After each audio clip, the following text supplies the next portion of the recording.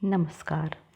आज हम कक्षा 12वीं की पुस्तक अभिव्यक्ति और माध्यम का एक विषय ले रहे हैं, रचनात्मक लेखन। तो सबसे पहले समझिए कि रचनात्मक लेखन क्या होता है। रचनात्मक लेखन हमारी मौलिकता को उजागर करता है, हमारे अपने अनुभव, विचार और हमारा दुनिया को देखने का दृष्टिकोण इसमें स्पष्ट होता है और शब्द भी हमारे होते हैं। इसी रचनात्मक लेखन में कई बार कुछ ऐसे विषय होते हैं जो बिल्कुल नए और अनछुए होते हैं। इसी में वही उन्हीं विषयों को समावेशित किया जाता है। जैसे हर वो विषय जो हमारे आसपास ही चुप्पी के समंदर में डूबा हो, जैसे हर वो विषय जो हमारे भीतर के सुर ताल से हमारा परिचय करा दे, यानी नया और अप्रत्याशित विषय। अब ये अप्रत्याशित लेखन क्या है? देखिए इसको भी।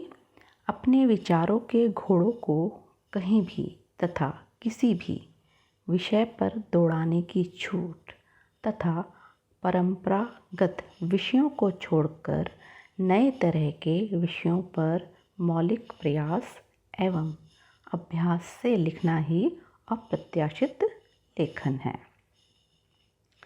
इसमें मैंने आपको पहले बताया था कि अनुभव आते हैं अपने, हमारे जीवन के तमाम वह अनुभव जो हमें लिखने के लिए कहीं ना कहीं बेचैन कर दें। उदाहरण के लिए हमारा किसी यात्रा पर निकलना और उस दौरान की घटनाओं का मन पर गहरा प्रभाव पड़ना, जो कि हमारी स्मृति में कहीं ना कहीं अंकित हो जाता है और हमें लिखने के लिए बेचैन कर देता है। आप ये दृश्य देखिए। जैसे अब ये दृश्य जो दिखाई दे रहा है, इसको आधार बना करके भी हम एक रचनात्मक लेख लिख सकते हैं। इसमें पंखे घूम रहे हैं, कुछ महिलाएं इधर घूम रही हैं, है ना। आप देखिए इस पे कैसे लिखें, ये मैंने आपको एक उदाहरण बताया। अपने आसपास का गहराई से अवलोकन तथा कम समय में अपने विचारों को सुंदर तरीके से संकलित करके। क्या आवश्यक है इसमें?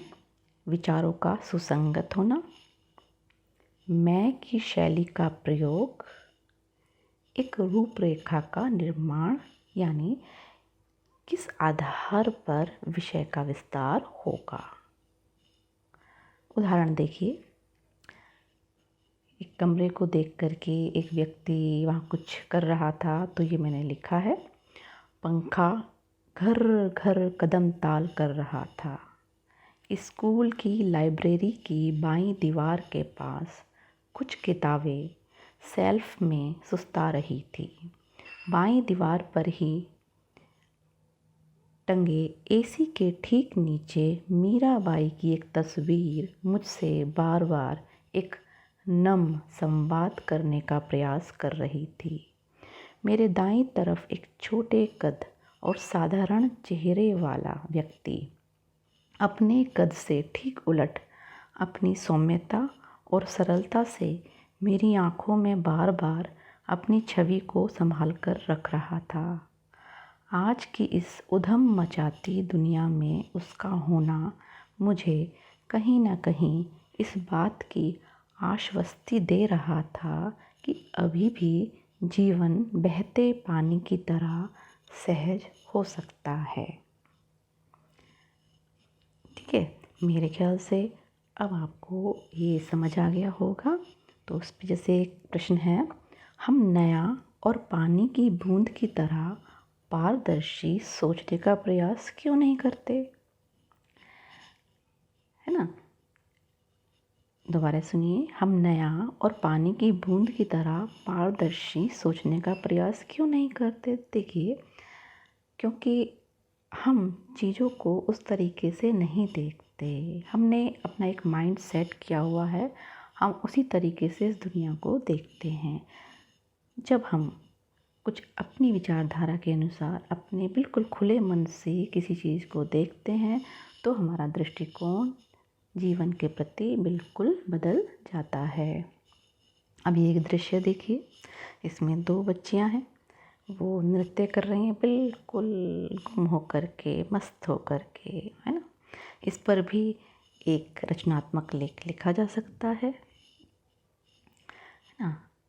और गहकारी तो वैसे ही है, आप चाहें तो लिख सकते हैं। अपने किसी एक दिन के अनुभव पर रचनात्मक लेख लिखिए, है ना। इस पर एक परियोजना भी हो सकती है, जैसे कि अपने आसपास की किन्हीं 10 विषयों पर रचनात्मक लेख लिखिए और उनका संकलन कीजिए।